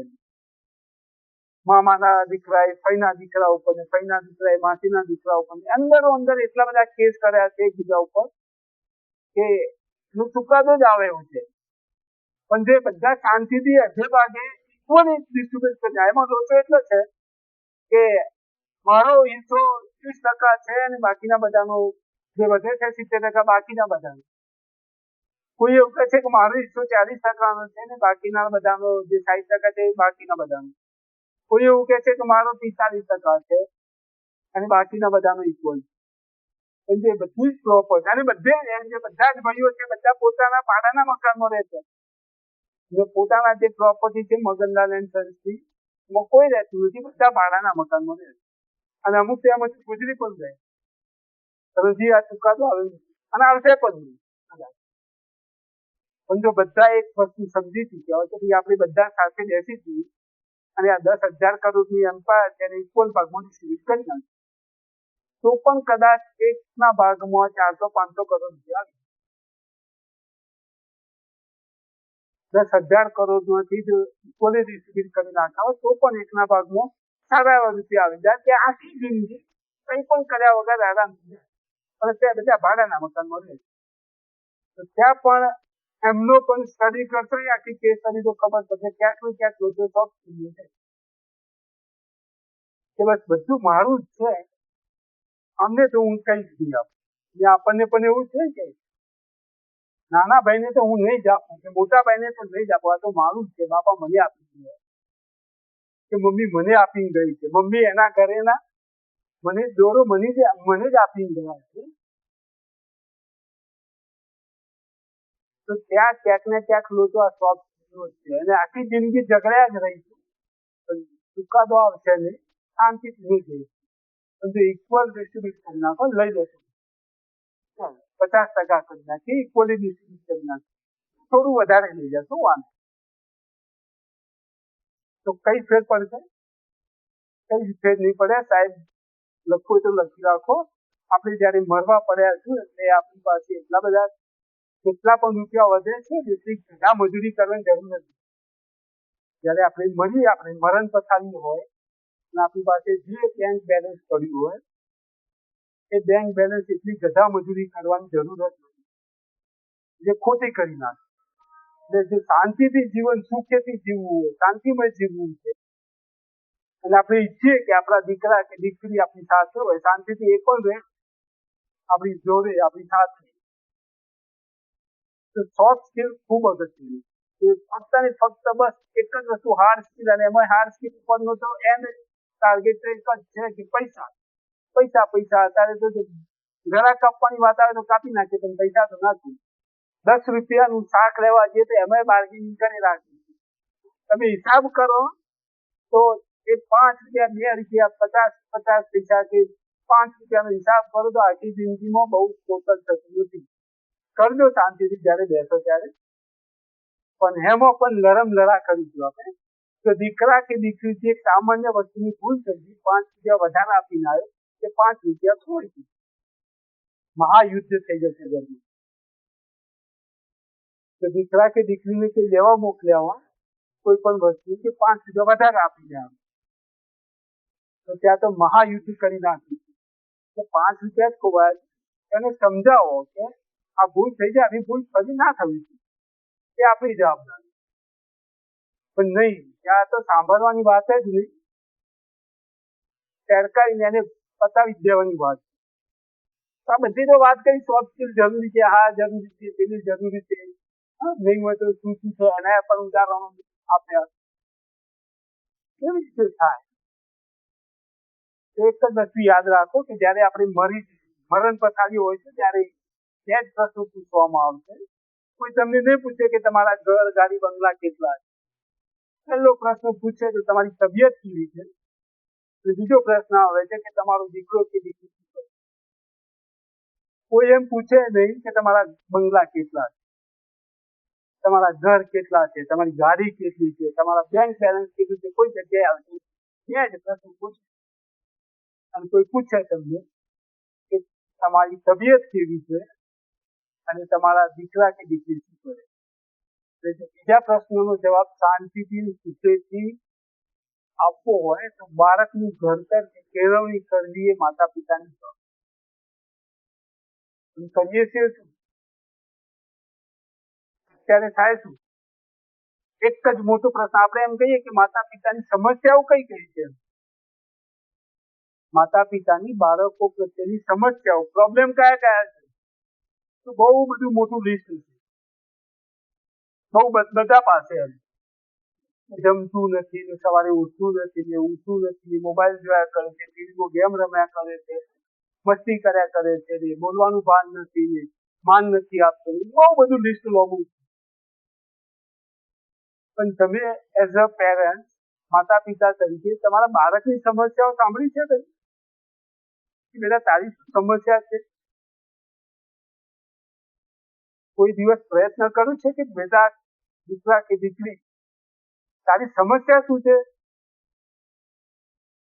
તેની સમસ્યા સાંભળજો એટલે પહેલો જ આવશે કે મને મારી સરખામણી કેમ કરું. પહેલી સમસ્યા. બીજી સમસ્યા હશે કે મને રોજ રોકટોક કેમ કરું. ત્રીજી સમસ્યા હશે કે મને મારો તો કેમ. અને બાળકની કોઈ સમસ્યાઓ છે, પછી મોબાઈલ કેમ નથી આપતા, ટીવી કેમ નથી જોવા દેતા, ગેમ નથી, એની હું ચર્ચા નથી કરતી. પણ આપણે હર હંમેશા શું હોય છે, બાળકની સરખામણી જ કરતા હોય કે બાજુવાળા આંટીનો દીકરો કે દીકરી 80% લાવ્યો કે 90% લાવ્યો કે ગોલ્ડ મેડલ લાવ્યો. યાદ રાખો તમારું બાળક એક યુનિક જ છે. જ્યારે 2 કરોડ સ્પર્મમાંથી કોઈ એક સ્પર્મ ફર્ટિલાઇઝ થાય અને એમાંથી તમારું ને મારું અસ્તિત્વ થાય. 2 કરોડ સ્પર્મમાંથી કોઈ એક સ્પર્મ, હું સાયન્ટિફિક વાત કરું છું કે 2 કરોડ સ્પર્મમાંથી કોઈ એક સ્પર્મ જ્યારે સ્ત્રી બીજ સાથે અનુકૂલન સાધે અને એમાંથી પછી તમારું ને મારું બધાનું અસ્તિત્વ થાય. તે 2 કરોડમાંથી પોસિબિલિટી કરો કે આપણું જે અસ્તિત્વ છે એની પ્રોબેબિલિટી કેટલી, શક્યતા કેટલી. એટલે એમને તો આપણને નહીં બનાવે. એટલે આપણામાં પણ દરેક વ્યક્તિનામાં એક ટેલેન્ટ મૂક્યું છે, પણ આપણે હર હંમેશા એની સરખામણી કરીને બસ બાજુવાળા દીકરો કે દીકરી આ કરે છે તારે કરવાનું. સાયન્સમાં અભ્યાસ કરે છે તારે સાયન્સ જ લેવાનું. એ ઇંગ્લિશ મીડિયમમાં છે તો તારે ઇંગ્લિશ મીડિયમમાં જ જવાનું.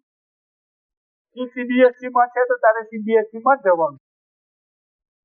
યાદ રાખો કે તમારું બાળક એક યુનિક જ છે અને સરખામણી કરીને એના પોટેન્શિયલને ડાઉન કરવાનો પ્રયત્ન ના કરો. એવું જરૂરી નથી કે જે લોકો ઇંગ્લિશ મીડિયમમાં ભણ્યા છે એ જ લોકો સફળ છે. એવું છે જ નહીં કે જે લોકો CBSE કર્યું છે એ જ લોકો સફળ છે. જે લોકોએ સાયન્સ કર્યું એ લોકો સફળ છે. કોઈ જગ્યા એવું ફિક્સ છે જ નહીં. અને અત્યારે તો ટોપરનું જે લિસ્ટ કાઢે કે જેની પાસે ગેસ છે, આખી પૃથ્વીની બધી પ્રોપર્ટી ગેસ ભેગી કરીએ તે બધી જ માંથી 80% ગેસ ફક્ત 10% લોકો પાસે જ છે. આખી પૃથ્વીની જેટલી પણ માલ મિલકત છે એ બધામાંથી 80% તો ફક્ત ટોપ 10% જે છે 10% લોકોમાં છે. બાકીના 90% તમે હું આપણે બધા તો બાકીના 20%માં જ છે. અને તે બધા ટોપ 10 છે. એમાં બિલ ગેટ્સ હોય, જેફ બેઝોસ હોય, ઇલોન મસ્ક હોય, આ બધા કોલેજ ડ્રોપ આઉટ છે. એને 10મું પણ નથી કર્યું કે 12મું પણ નથી, છતાં પણ બધી રીતે સુખી છે. બિલ ગેટ્સ ડ્રોપ આઉટ છે કોલેજમાંથી, જેફ બેઝોસ પણ એવું છે. બહુ બધી સ્ટોરીઓ છે. સચિન તેંડુલકર તો 10મું પણ નથી ભણ્યા, પણ અત્યારે મહારાષ્ટ્રની દરેક ચોપડીના 10મા ધોરણની કે 7મા ધોરણની ચોપડીમાં સચિન તેંડુલકરનો 10મા નંબરનો પાઠ છે. વ્યક્તિ 10મું પણ નથી ભણ્યું, એના પાઠ અત્યારે ભણાવવામાં આવે છે. એટલે ફક્ત ને ફક્ત ભણવું જરૂરી છે, પણ બાજુવાળા કરે છે એવું હું જ કરું છું, વાત ખોટી. એટલે એવી સરખામણી કરતો નહીં. પહેલી વાત આવે બાળકને ભૂલ કરવાની છૂટ આપો. તમે એમ કહેશો કે સાહેબ ભૂલ કરવાની તો છૂટ અપાતી હશે. સાચી વાત છે, હું બહુ મોટી ભૂલોની વાત નથી કરતો, પણ બાળક ભૂલ કરીને કેવી ભૂલ કરે? તમારું બાળક એમાં હું પણ આવી ગયું, શું ભૂલ કરશે? કે તમારું ઇન્વેસ્ટમેન્ટ ઝીરો કરી નાખશે. તમારા LIC ના જે સ્ટોક છે કે કોઈ બીજી કંપનીના સ્ટોક છે કે કોઈ SIP છે કે તમારી જે પ્રોપર્ટી છે વેચી નાખશે. કે શું ભૂલ કરવા? કે વધુમાં વધુ તો એક પેન્સિલ તોડશે, એક પેન તોડી નાખશે, કદાચ એનો કંપાસ તૂટી જશે, કદાચ એની ચોપડી ફાટી, કદાચ વધુમાં વધુ એની વાત કરશો, એનાથી વિશેષ એની ભૂલ હશે.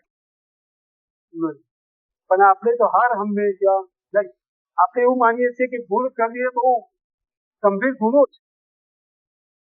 ભૂલ કરવી એ તો બહુ મોટું પાપ કહેવાય. આપણે એને બહુ નેગેટિવ ટર્મ્સમાં લીધું. યાદ રાખો, તમારી પાસે પણ આજે જે આ સ્કિલ છે, તમારી પાસે પણ જે આવડત છે, એ ભૂલોના કારણે જ આવી છે. જો તમે ભૂલો ના કરી હોય, અને કોઈ પણ વ્યક્તિ, જે વ્યક્તિએ જીવનમાં ભૂલો નથી કરી એ વ્યક્તિએ જીવનમાં કઈ નથી કરી, કોઈ પ્રગતિ નથી કરી. હું નથી કહેતો, આ આઈન્સ્ટાઈનનું કે જે વ્યક્તિએ જીવનમાં ભૂલો નથી કરી એ વ્યક્તિએ જીવનમાં પ્રગતિ પણ નથી. જો પ્રગતિ કરવી છે, સદ્ધર થવું છે, સમૃદ્ધ થવું છે, તો ભૂલો થવી જ જોઈએ. અને એવું બાળકના કેસમાં પણ કે જ્યાં સુધી બાળક ભૂલ નહીં કરે ત્યાં સુધી એ કઈ નવું શીખશે નહીં. આ ભૂલ કરે તે ભૂલ થઈ એ સમજાવવું આપણી જવાબદારી છે, માતા પિતાની જવાબદારી છે કે બેટા કે દીકરા કે દીકરી તારાથી ભૂલ થઈ, આવી ભૂલ ફરી ના થવી જોઈએ. એ સમજાવવાની વાત આપણી છે. પણ આપણે તો નહીં, ભૂલ નહીં કરવાની એટલે બાળક કઈ નવું શીખશે. બાળકમાં જો કોઈ ક્રિએટિવિટી આવી જોઈએ, પ્રોબ્લેમ સોલ્વિંગ સ્કિલ જો આવી જોઈએ, આવશે.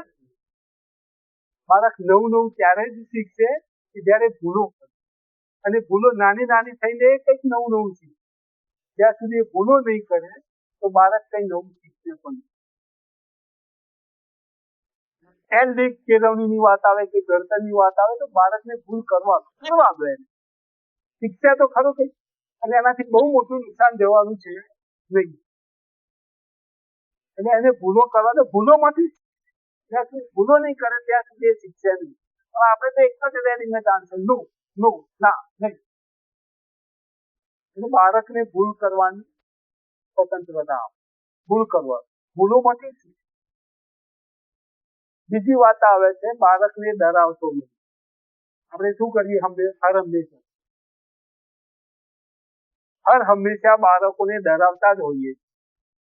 જમીને નહીતર બાવો આવશે, લેસન કરી લે નહીતર પોલીસ પકડી જશે, રમવા નહીં જતો નહીતર પપ્પા લડશે, હોમવર્ક નહીં કરે તો ટીચર બોલશે. હર હંમેશા એને ડરાવતા જ હોઈએ. અને આ ડરના કારણે બાળકનામાં ડર એટલો બેસી જાય છે કે કોઈ પણ કાર્ય કરતા ડર જ અનુભવે.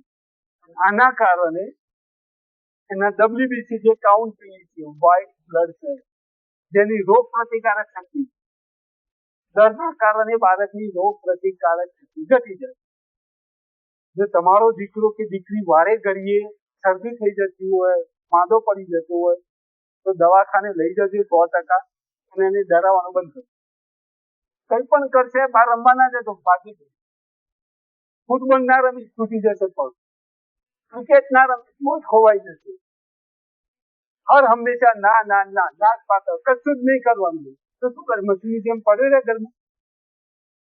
તમે ઈચ્છો કે તમારો દીકરો કે દીકરી બસ ખાલી એક મશીન લાવ્યા છે એમ પડી રહે, વોશિંગ મશીન જેમ કે કોઈ ટીવી છે કે કોઈ પડ્યો રહે? નહીં, માણસ છે, હ્યુમન બિંગ છે. ડરાવતો બિલકુલ પણ ના, કશું જ નહીં કરવાનું. ફક્ત આઈડિયલ માણસ જે હોય એકદમ આઈડિયલ માણસની જેમ જે રોબોટ હોય જેમાં પ્રોગ્રામિંગ કરવું એ એક જ વસ્તુ કરે, બીજું કઈ ના કરે. તો રોબોટ બનાવવો છે કે માણસ બનાવવો છે તમારા હાથમાં. દરેક બાબતે જો એને ના જ પાડતા રહે છે તો એ કઈ કરશે પણ નહીં, અને એના કારણે કઈ નવું જ નહીં કર્યું. તો બાળકોને ડરાવશે. બીજી વાત આવે બાળકોને ધ્યેય નક્કી કરવામાં મદદ કરો. તો બાળકોને બધા વિષયની સમજણ તો આપો. આ તો કે ના એ જવાબદારી તો સ્કૂલ આપોડી છે, ટીચરોની. અમારી શું, અમારી તો કામ ફક્ત ફી ભરવાનું. ફક્ત ફી ભરવાથી બધું જ થઈ જતું નથી. નો ડાઉટ સ્કૂલ કોલેજમાં હવે તો કોર્સીસ ચાલુ થયા છે, સમજણ પણ છે, પણ એ પહેલા ઘરમાં તો એને સમજણ આપો કે બેટા તારે શું બનવું છે, શું કરવું ગમે. આ તો નહીં ડોક્ટર જ બનવાનું, એટલે એને તો એમ જ લાગે ડોક્ટર છે, બાકી બીજું કઈ છે જ નહીં જીવનમાં. તો એને દરેક વસ્તુ સમજાવો કે બેટા આઈએએસ નું કામ આવું છે, આઈપીએસ નું કામ, પોલીસ નું કામ આવું છે, સીઆઈડી નું કામ આવું છે, કોઈ પ્લમ્બર આવે તો કારીગર નું કામ આવું છે. કોઈ દિવસ શીખ્યું છે ખરું? કોઈ ટીવી હું એમ કહું એના માટે પેશન નહીં, કોર્સીસમાં એડમિશન લીધું છે ને આ કોર્સ કરાવે છે. બધું જો બીજા ઉપર થતું જાય તો બીજા ડિસાઇડ કરશે કે તમારું બાળક શું બને. કરાવવું છે બીજા પાસે અને ઈચ્છો છો તમે તો ક્યાંથી બોલાવો. તમે ઈચ્છતા હોય કે મારો દીકરો કે દીકરી આ બને તો એ લેવલે શરૂઆત તમારે જ કરવી.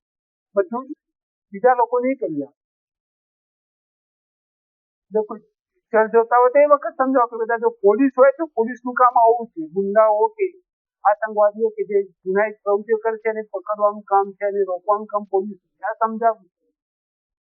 જયારે કોઈ મૂવી જોતા હોય આઈએસ આવે તો આઈએસ નું કામ આવું છે કે એ વાતમાં એ રમતમાં એને શીખવવું તો ખબર પડશે.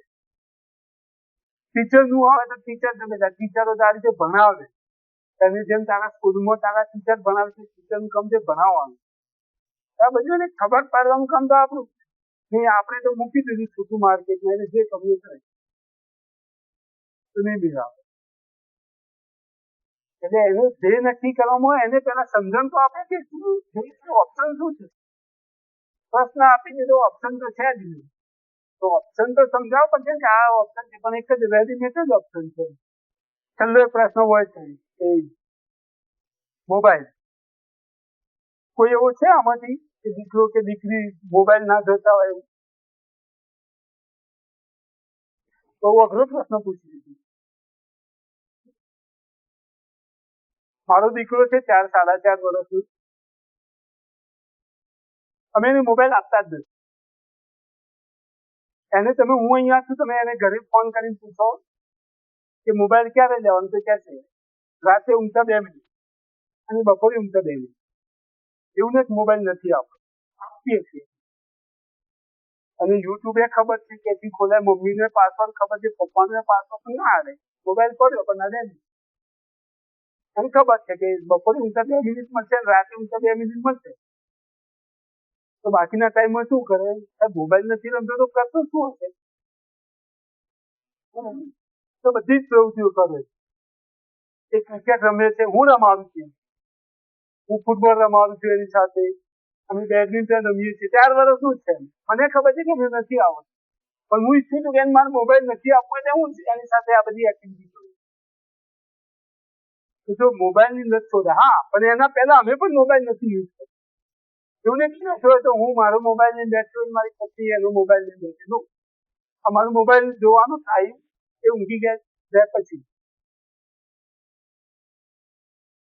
પણ જો તમે ઈચ્છતા હો કે તમારો દીકરો કે દીકરી મોબાઈલ નું ઓછો કરે એટલે પહેલા તમારી આદત છોડવી. એ જયારે ઘરે ના હોય સ્કૂલે હોય ત્યારે જમી લો, જે કરવું એ કરી લો, તમારી પાસે ટાઈમ છે. એ ઊંઘી જાય પછી જો ટાઈમ છે. તમે શેડ્યુલ ફોલો નહીં કરો તો તમારો દીકરો નહીં. એ તમારામાંથી એને મોબાઈલ આપ્યો કોને? એને ખબર ક્યાંથી પડી કે આમાં બધું આવે છે. જયારે તમે જોતા હોય તમે મોબાઈલ સર્ચ કરતા હોય એ યુટ્યુબ હોય કે ફેસબુક હોય કે ઇન્સ્ટા હોય કે કોઈ બી તમે જુઓ છો ત્યારે જ એને ખબર પડે કે આવું બધું આવે છે.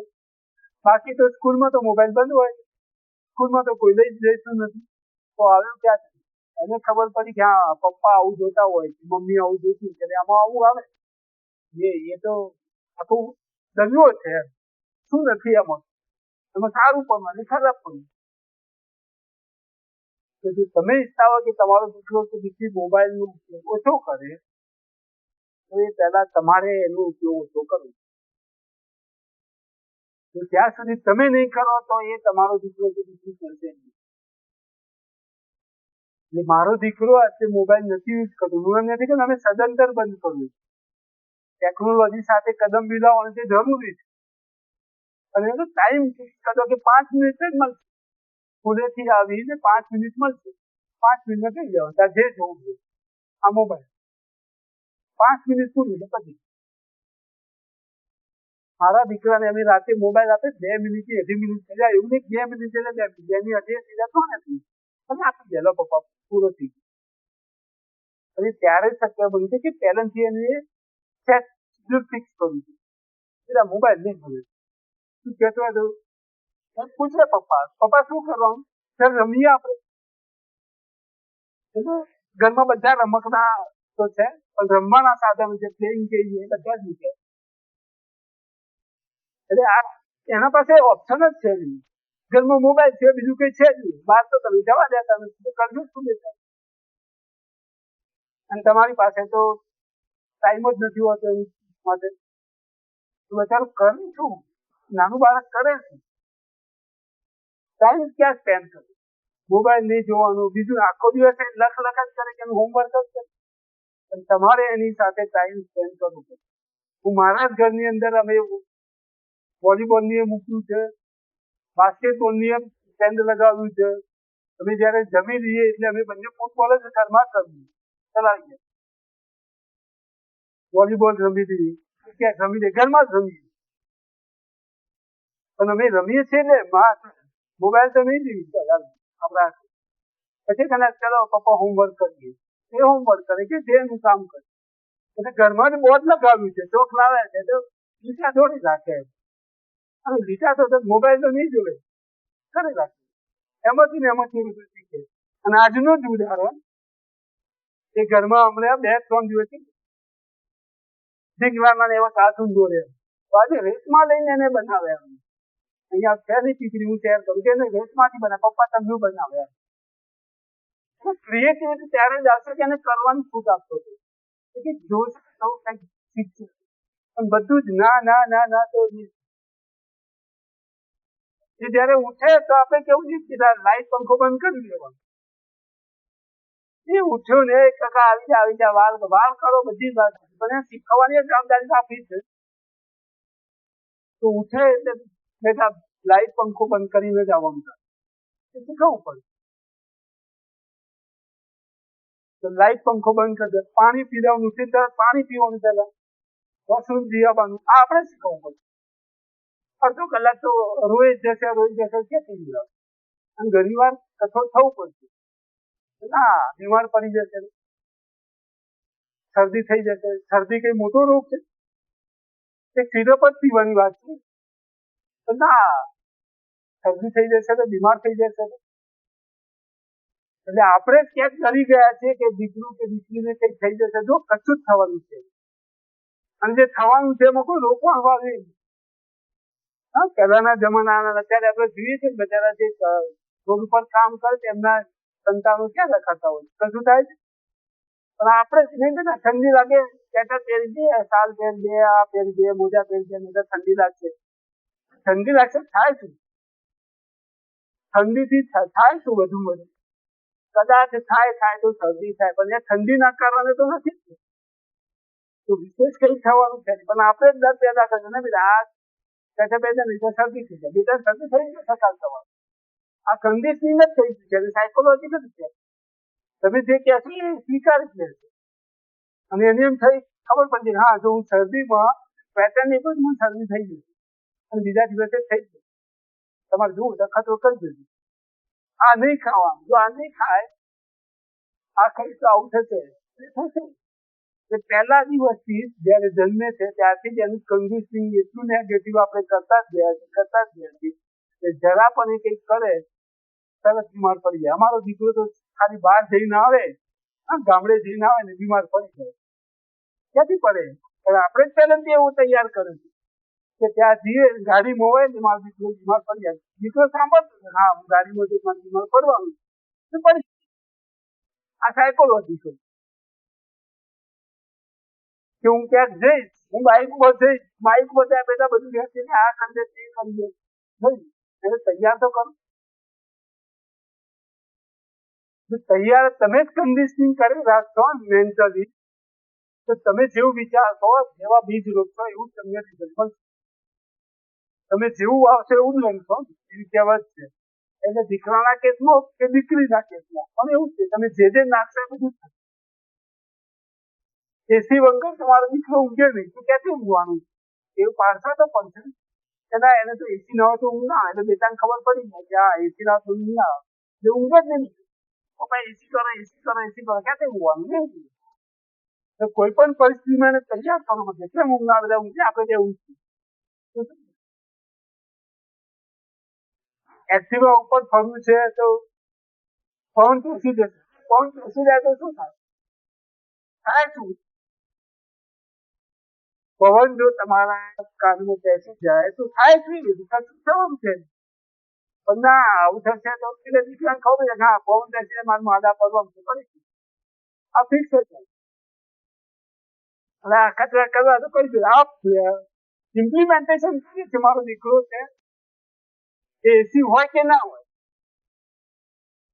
ઊંઘી જ જવાનું. એટલે ઊંઘી જ આપે હું ઊંઘું છું તારે ઊંઘવાનું શું છે આપણા બંને સીધી હોય તો વાપરવાનું છે, ના હોય તો એક્સેસ કરવાની વાત. બાઇક ઉપર લઈને એટલો ફરું છું એવું નહીં કે બાઇક લઈને નથી જવું દીકરું ના એને તૈયાર તો કરવું પડશે. કઈ થવાનું નથી. અને એક જ એટીટ્યુડ રાખો કે કઈ નહીં થાય આપણે છીએ લડી રહી છીએ. પણ ના આપણે પેલેન્ટ ફિક્સ થઈ ગયું આ થશે તો થવાનું છે. એટલે હર હંમેશા આપણા ઇનપુટ એને ના ઠોકેલા કશું જ થતું નથી. અને બહુ મોટા રોગો આવતા છે. એટલે એ રીતે તૈયાર કરો. છેલ્લો પ્રશ્ન હોય છે જમતો નથી ફાસ્ટ ફૂડ પડીકા ખાય કદાચ હશે દરેક કે નથી આ પ્રશ્ન પડીકા ખા કરે છે. ગરમી તો ભાવતું જ છે. પ્રશ્ન એટલા આવે છે કે આપણે દીકરા કે દીકરીને જે ખાવું છે ખવડાવવું નથી. આપણે જે ખવડાવવા માંગીએ એ ખવડાવવા માંગીએ. આપણી જે ઈચ્છા છે ખવડાવવા માંગીએ. હું ફાસ્ટ ફૂડની એની વાત નથી કરતો. પણ એને જે ખાવું છે આજે કદાચ ભીંડાનું શાક બનાવ્યું છે અને એને ભીંડા નથી ખાવા નથી કે નથી ભાવ નથી ખાવા એને આ જ ખાવાનું. પડીકા ભાવે છે આ નથી ભાવે ના મમ્મી આજે ભીંડાનું નહીં મને આજે દાળ ભાવે છે વાત જ થઈ તો ખાવા દે ને પાછું વાંધો પણ ના ભીંડા જ તો ક્યાંથી ખાવાનું? એને જે ખાવું છે ખાવા નથી દેતા. પણ આપણે જે એને ખવડાવવું છે એ ખવડાવવું છે. આપણી જે ઈચ્છા છે એ જ થાય તો ક્યાંથી બનવાનું? એને આજે દહીં ખાવું છે ના દહીં ના મળે આજે તો નહીં દહીં છે જ નહીં. 10 રૂપિયાનું દહીં લાવી જશે તો કઈ તમે દેવાળિયા થઈ જવાના નથી થવાના. 10 રૂપિયાનું દહીં ખાય સારું કે 5 રૂપિયાનું પડીકું ખાય સારું. જેને અમારે શીરો બનાવીએ શીરો ખાય સારું કે પછી બીજું કઈ ખાય સારું. અલ્ટરનેટ ઓપ્શન હોવા પડશે. અલગ અલગ વેરાયટી આપશે પણ એક જ પ્રોબ્લેમ છે દૂધ પીવાનું એટલે પીવાનું. રોજ રાતે બેઠા દૂધ પીવાનું એટલે પીવાનું. ચલો હું તમને દૂધ રોજ આપું તમે પીશો? તમારે નથી પીવું ને દીકરાને રોજ દૂધ પીવાનું દૂધ પીવાનું. શિયાળો આવે કાજુ બદામ વાળું પીવાનું અને એક બીજી માન્યતા હળદર વાળું પીવાનું. ક્યાંથી બહાર તમને નથી પીવું ગમતું તો બચારા દીકરા કે દીકરી 3, 4, 5, 10, 15 વર્ષના દીકરાને ક્યાંથી હળદરનું પીવાનું? એને પીવાનું નહીં તો માદો પણ છે. એટલે બેટાને ખબર પડે કે ના આ નહીં તું તો વાંધો પડે, એનો વાંધો પડશે. અને પછી એમ કહીએ કે પડીકા ખાધા એટલે વાંધો પડે. પડીકા ખાધા એટલે નહીં, પણ તમે બોલે એટલો વાંધો. બાકી પડીકામાં કઈ શું છે નહીં. પડીકા ખાવાની વાત નથી કરતો, પણ એને જે ખાવું છે ખવડાવો.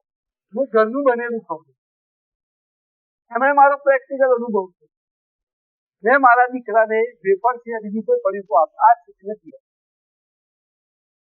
ઓનલી વેફર એને ક્યારે રોજ ના મળે. બહાર ગયા હોય એક જ વખત મળી, પછી ના મળે. એને ખબર છે પછી નહીં આપે. પણ એને જે ખાવું છે અમે ઘરમાં બનાવી છીએ. પપ્પા નથી ભાવતું, ચાલ શું ભાવે છે? હું રોટલી ખાઈ લઈશ, રોટલી ખાઈ લઈશ. તને ભાવે છે ને ખાઈ લઈશ. તને શાક નથી ભાવતું, દાળ નથી ભાવતું, પપ્પા હું ભાત જ ખાઈશ. અને કે છે વ્હાઈટ ભાત જ ખાઈશ, કોરા ભાત ખાઈ લે ભાત. પણ દાળ ને બે ખાવું જ પડશે. નહીં ખાય તો પતી ગયો. અને પછી તો વેલણથી પપ્પા મારશે, હું મારીશ. બચારો ખાશે. અને એક જ વસ્તુ રોજ પીરસ્યા કરીશું તો તમને નથી ભાવવાનું કે મને નથી ભાવવાનું. આપણી જીવન એવી છે સ્વાતંત્ર્ય આવે એ તેમાં મૂકો છે. સ્વાદ એને આપણને નથી ભાવતું એને ક્યાંથી ભાવવાનું?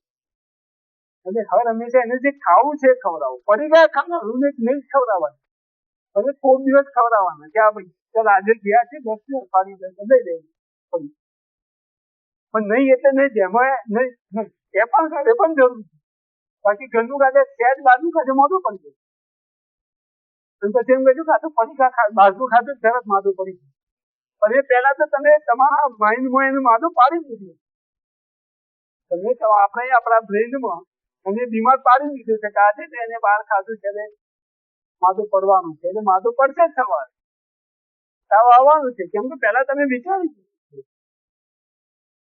જો ખાવાની વાત આવે તો પણ એને જે ખાવું છે ખવડાવવું. ફક્ત પડીકા ખવડાવવા જરૂરી નથી.